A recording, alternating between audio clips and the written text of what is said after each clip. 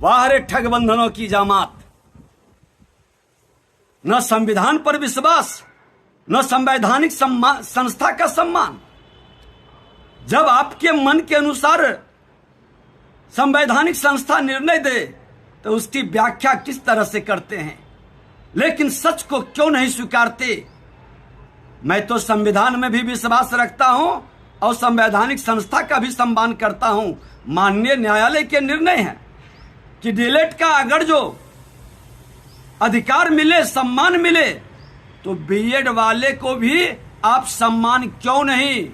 गलती आपकी, नोटिफिकेशन आपने जारी किया, ये प्लेटफार्म पर फुटपाथ पर रह करके कर्ज लेकर के आकर के परीक्षा दे करके मानसिक, शारीरिक, आर्थिक नुकसान किया, इसकी भरपाई करें।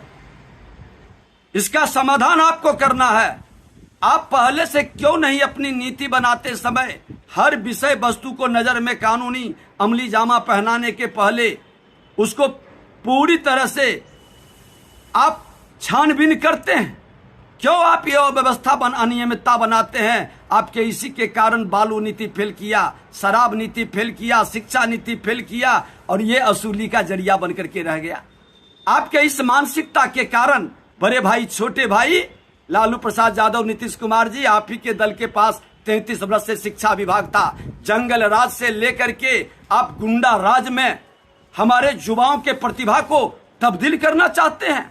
हत्या, अपहरण, लूट, बलात्कार का आप यहाँ पर शैक्षणिक वातावरण में आतंकवादी, उग्रवादी अपराधियों का समावेश करना चाहते हैं।